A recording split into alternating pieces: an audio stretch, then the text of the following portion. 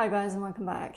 So firstly, good morning because it's still really early here. The tanks are not even on yet and I have a lot of work to do today. Because I was so busy last week, I actually completely skipped maintenance last week, which is not normally something I do at all, but sometimes when you're busy, you're busy. So this week I need to thoroughly clean my tanks, I need to water change, and I'm gonna take you guys along with me on this more casual video. Firstly, I'm gonna turn on my tanks.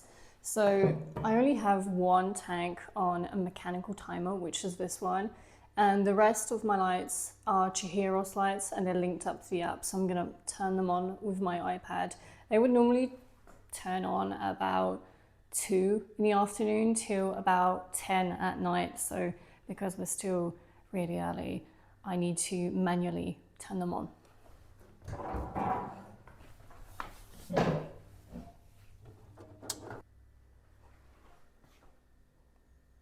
Now that all the lights are turned on, I'm going to show you guys like the basic material I use to water change and to clean my tanks. First up, these are my tools. I have different pairs of scissors. I have incurved, I have straight, I have spring-loaded scissors, I have a bunch of different kind of tweezers. I also have some blades for my algae scraper, so obviously you don't need all this stuff. This is just me accumulating stuff over the years, and it's on a magnetic holder. You can even put stuff at the back as well, so yeah, it just makes maintenance a little bit easier. So then just your generic algae scraper. This one I've had for so long. I think I paid it like $10 and I've had it for like 6 years. So yeah, sometimes the simplest things are actually the best ones. I don't always use this algae scraper. I also use this. So this is just a magic sponge that I cut into small pieces, and I find that they work really well in the very small nano tanks just to get in the small corners. And yeah, sometimes when it's just dust algae, I don't always like break out the scraper. A turkey baster, obviously not for Thanksgiving use. So this I use to flush detritus out from behind hard to reach spots, hardscape, whatever. So I just use this, and I find it's really good for getting stuff out of the tank, which is sometimes a little harder to siphon or to reach. To take the water out of my tanks, I just use this tubing. Really, it's pretty self-explanatory. I don't actually use a siphon. I do think they can be useful. It's just I'm just so used to using this. I'm kind of old school, so yeah. A telescopic net. So I have nano tanks. This is why this one is so small. So it can be laughable, but when you have such small tanks, it is nice to be able to adjust it, to be able to maneuver a lot better. And as well with the shrimp, having a fine mesh net is always nice. I have a bent toothbrush, so this is to clean the corner of the tanks. So I find that this is like a good tip because sometimes the corner of the tanks, they're really hard to clean. Even with the magic sponge, sometimes there's always a little bit left, so toothbrush is really good for that. I have this old filter head that I use as a pump just to pump the water back into the tank. So I clip the tube onto this pump head and I plunge it in my bucket. The bucket I have is just, you know, it's your average bucket. I think I got this like at the hardware store. What I like is it has graduations on it, so I can see how much I've taken out, and I just fill it straight back up, and I'm able to dose water conditioner precisely with this. So just prevents waste. I realized over time that I was dosing water conditioner like I was eyeballing it, and it was just wasteful, because at the end of the day, when I'm dosing it like this, like my water conditioner, like it literally lasts me for the whole year. So then I just have a bunch of jugs. I have a plastic tray. So this I use when I cut plants. I just throw them in here, so it keeps the space a little more tidy and organized. I have a cut off plastic bottle with a hole in it and a skewer, and what that does is just to re-drip the water into the shrimp tanks. I have a lot of buried shrimp, especially at the moment, and the last thing I want to do when I'm water changing is just dump a whole lot of water in at the same time. So I've explained this multiple times, but there can be temperature fluctuations. The water parameters sometimes are not the same. So just to ease them into it and to prevent them from dropping their eggs, I slowly drip the water back in. So this is, again, You don't have to do this, but this is what I do because I like to take extra precautions. Then I just have like a bunch of microfibers and towels, but yeah, it's kind of a classic. So this is the part where I take the thumbnail for my video, so please ignore me. How am I gonna do this? Probably this. Let's try this. Don't mind me, I'm just trying a few different ones. This is the reality of filming YouTube videos. Okay, I think that will do. Like, this is not my favorite part, like taking thumbnails.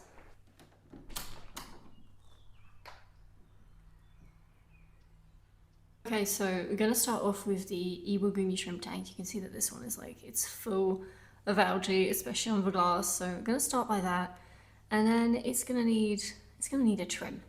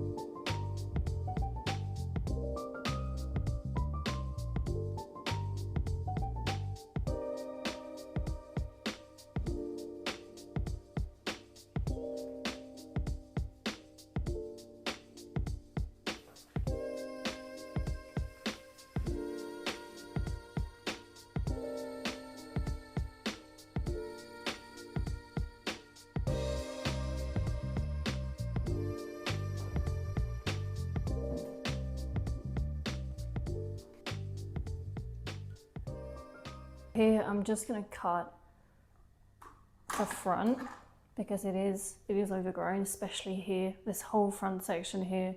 So I'm going to mow everything down.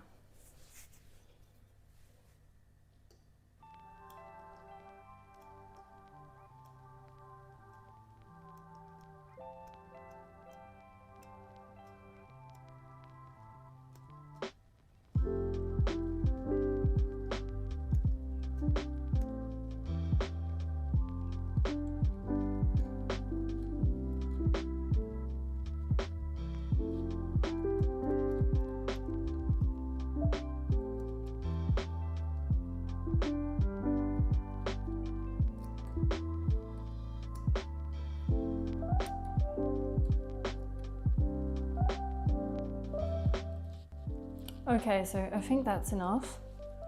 You can see how useful it is to have these small spring-loaded scissors. It's just so much easier to maneuver in these very small tanks. So now I'm just going to net all this mess out and do a water change.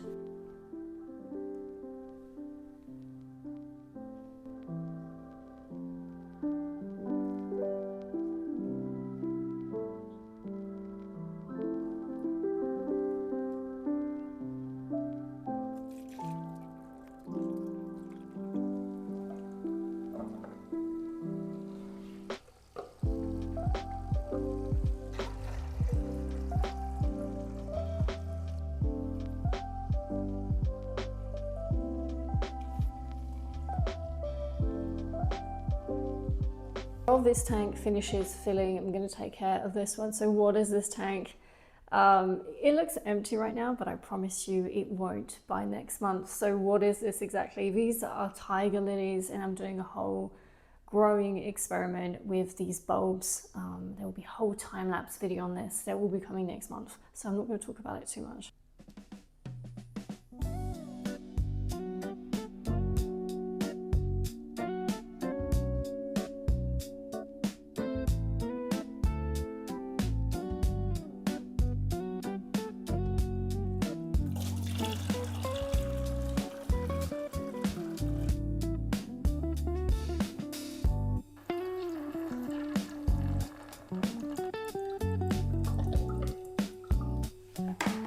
So gonna use the bottle again. Obviously there's no shrimp in here, but it's just so then it doesn't disrupt the substrate. Next up is the shallow tank, so not much to do on this one today, just a 50% water change. There will be an update on this tank coming pretty soon because have had yet again a major setback on it, but you'll see in that episode. Quickly gonna turn off the filter. So right now the shallow tank is running with this bio CO2 system. This is not very aesthetic. Right now I do need to fill it back up because CO2 is running low. I also need to put it into the cabinet, but I will do that probably next week when this will be depleted.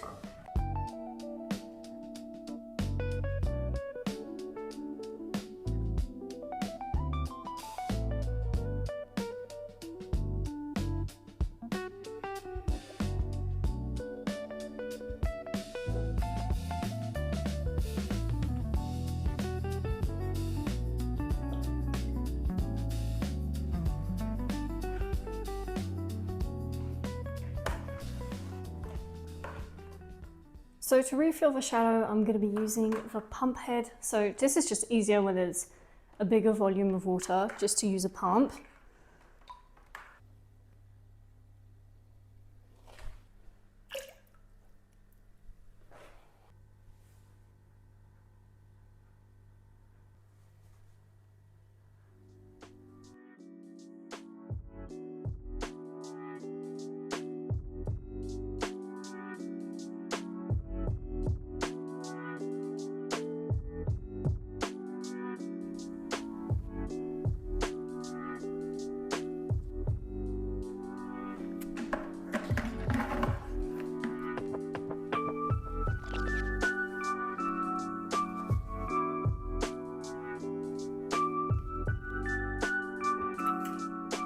I'm going to give this one a quick trim. I literally have no mercy when it comes to trimming this tank because it just grows so fast anyway.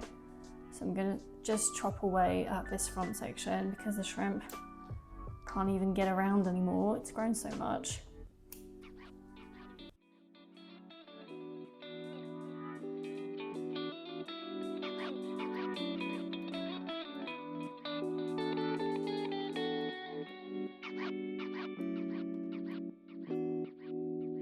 Okay, I think that's enough. Now comes the very annoying part of getting all these leaves out.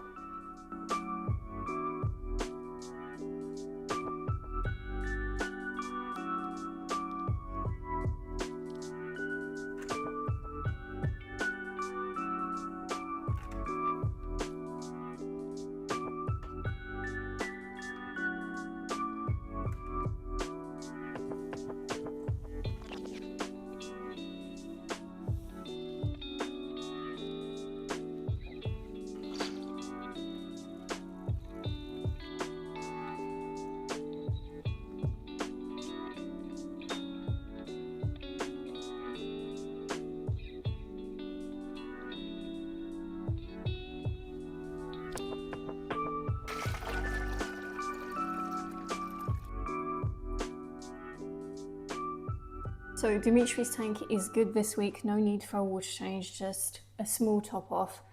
And I'm also not psychologically prepared to trim this much moss today, so I will have to do that sometime soon. Haven't really been on top of it and it shows. It looks amazing, don't get me wrong, it just looks really overgrown.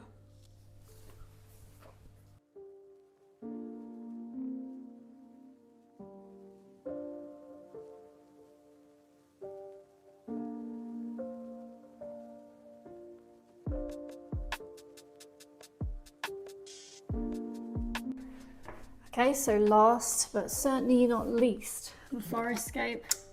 This one it doesn't need a big water change this week. I'm just going to do a very small cleanup, especially the path because the shrimp they've just pooped like everywhere.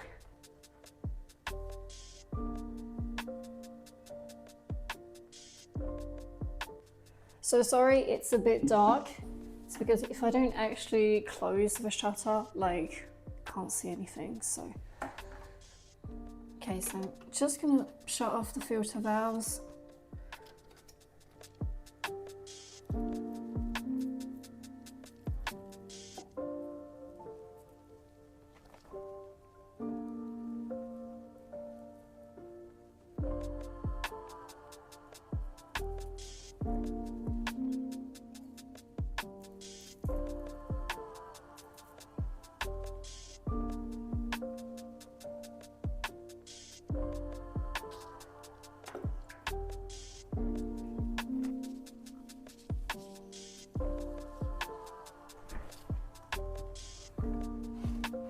So again, just like on the shallow, I'm gonna use the pump head.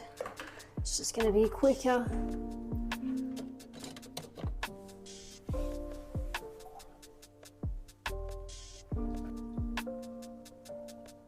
So while the forest tank is filling up, I'm just gonna dose some fertilizer. So this is just general fertilizer that contains nitrates, and I dose this once a week with liquid CO2, which is carbo.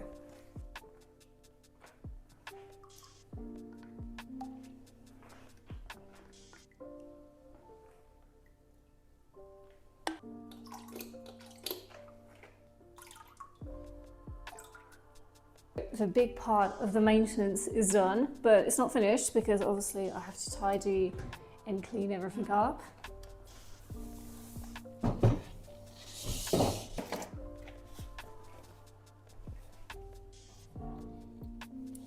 I've literally just kneeled into a puddle of water, so I'm also gonna have to clean the floor, but yeah.